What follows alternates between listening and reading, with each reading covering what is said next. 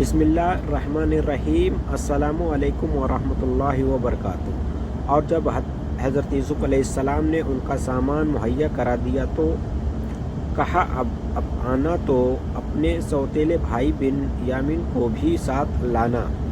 تمہیں اچھی طرح دیکھ لیا ہے کہ میں تمہیں غلہ پوری تول دیتا ہوں اور باہر سے آنے والے کے لیے بہتر مہمان نواز ہوں، لیکن اگر تم اسے میرے پاس نہ لائے تو پھر یاد رکھو نہ تمہارے لیے میرے پاس خرید و فروخت ہوگی، نہ تم میرے پاس جگہ پاؤ گے۔ پھر حضرت یوسف علیہ السلام کے بھائی جب حضرت یوسف سے سخت ہونے آئے تو انہوں نے اپنے نوکر سے حکم دیا کہ خاموش کے ساتھ ان کے کاغذوں کا ان کی پونجی بھی رکھ دو۔ انہوں نے غلے کی قیمت کے نام سے دی ہے تاکہ جب گھر جا کر ان کو دیکھے تو عجب نہیں پھر دوبارہ آئے۔ جب یہ قافلہ کنعان واپس آ پہنچا تو انہوں نے اپنے تمام حالات اپنے باپ یعقوب علیہ السلام کو سنایا، اور اس نے کہا کہ مصر کے والی ذمہ دار ملک نے صاف صاف ہم سے کہہ دیا کہ اس وقت تک یہاں نہ آنا اور نہ غلہ خرید کا دھیان کرنا جب تک کہ اپنے سوتیلے بھائی بنیامین کو ساتھ نہ لاؤ۔ اسی لیے اب آپ کو چاہیے کہ ان کو ہمارے ساتھ کر دیں۔ ہم اس کے ہر طرح کے نگہبان اور حفاظت کرنے والے ہیں۔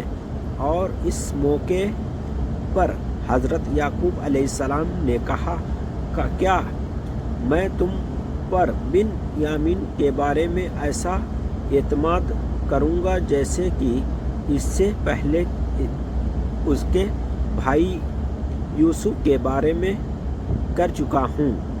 سو اللہ ہی بہترین حفاظت کرنے والا ہے، اور وہ ہی سب سے بڑھ کر رحم کرنے والا ہے۔ اس بات چیت سے فارغ ہونے کے بعد اب انہوں نے اپنا سامان کھولنا شروع کر دیا تو دیکھا ان کی پونجی نہیں تو واپس کر دی گئی۔ وہ کہنے لگے، باپ اس سے زیادہ اور کیا؟ ہم کو چاہیے اجازت دے کہ ہم دوبارہ اس کے پاس جائیں اور گھر والوں کے لیے اسد اور بن یمین کو بھی ہمارے ساتھ بھیج دیں، ہم اس کی پوری حفاظت کریں گے۔ حضرت یعقوب علیہ السلام نے فرمایا کہ میں بن یمین کو ہرگز تمہارے ساتھ نہیں بھیجوں گا جب تک تم اللہ تعالیٰ کے نام پر مجھ سے احمد نہ کرو۔ احمد و پیغام کے بعد یوسف علیہ السلام کے بھائی کا قافلہ دوبارہ مصر کو روانہ ہوا، اور اس بار بن یمین کو بھی ساتھ تھا۔ حضرت یعقوب علیہ السلام نے ان کو رخصت کر کے وقت نصیحت فرمائی۔ پھر جب یہ مصر میں اسی طرح داخل ہوئے تو جس طرح ان کے باپ نے ان کو حکم دیا، تو یہ احتیاط ان کو اللہ کی مشیت کے مقابلے کچھ کام نہ آئی، مگر یہ ایک خیال تھا کہ یعقوب کے جی میں جو اس نے پورا کر لیا، اور بے شک وہ علم والا تھا اور ہم نے ہی اس کو علم سکھایا تھا، لیکن اکثر لوگ نہیں سمجھتے۔ اس بیچ یہ صورت پیش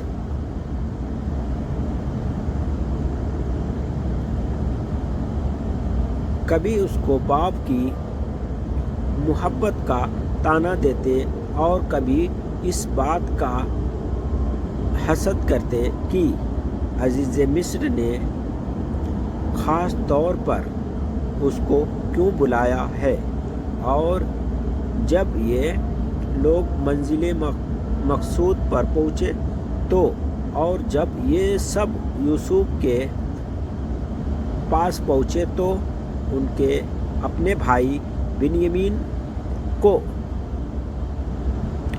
پاس بٹھا لیا اور اسے دھیرے سے کہا کہ تیرے بھائی یوسف ہوں پاس جو بدسلوکی تیرے ساتھ کرتے آئے ہیں، تو پر غمگین نہ ہو۔ حضرت یوسف علیہ السلام نے حکم دیا کہ ان کے اونٹوں کو اس قدر لاد دو جتنا یہ لے جا سکے۔ حضرت یوسف علیہ السلام کی یہ خواہش تھی کہ کسی طرح اپنے پیارے بھائی بنیامین کو اپنے پاس روک کر لے، لیکن مصر کے حکومت کے قانون کے مطابق کسی غیر مصر کی بغیر کسی معقول وجہ سے روک لینا سخت منع تھا۔ حضرت یوسف علیہ السلام کی اس وقت حقیقت کھولنا نہیں چاہتے تھے، اسی لیے قافلہ روانہ ہونے لگا تو کسی اطلاع کیے کہ بغیر صحیح پیمانے کے بنیامین کو خرجی میں رکھ دیا تاکہ بھائی کے پاس ایک نشانی رہے۔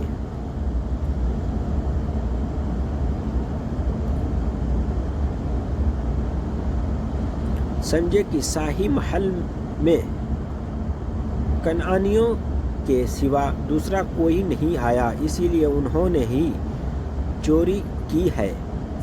فوراً دوڑتے اور چلائے، پھر پکارنے والے نے، اے قافلے والوں، تم تو البتہ چور ہو۔ وہ کہنے لگے ان کی اور منہ کر کے، تمہاری کیا چیز گم ہو گئی؟ وہ کرندے بولے، ہم نہیں پاتے بادشاہ یوسف علیہ السلام کا پیغام کٹورا، اور جو کوئی اس کا لائے اس کو ملے ایک اونٹ کا بوجھ۔ تم کو معلوم ہے کہ ہم شرارت کرنے کو نہیں آئے مصر کے ملک میں، اور ہم کبھی چور تھے۔ وہ کرندے بولے، پھر کیا سزا ہے اس کی؟ اگر تم نکلے جھوٹے۔ کہنے لگے کہ اس کی سزا یہ ہے کہ ان کے سامانوں میں ہاتھ آئے وہی اس کے بدلے میں جائے۔ ہم یہی سزا دیتے ہیں۔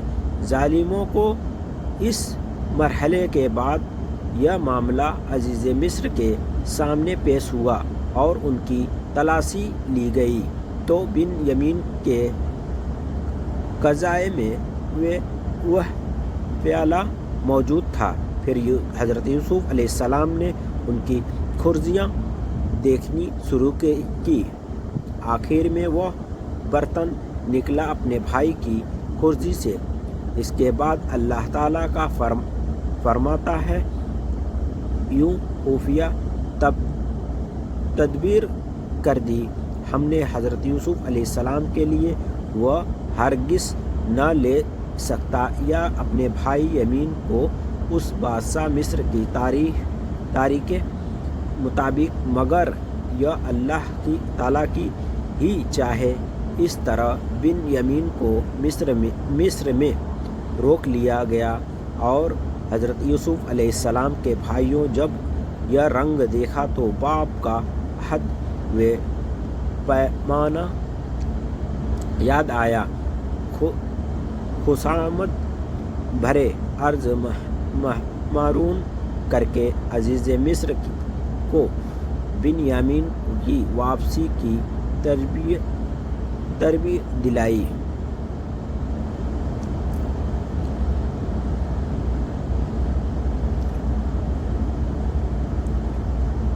تصدیق دوسرے قافلے والوں سے بھی کر لے۔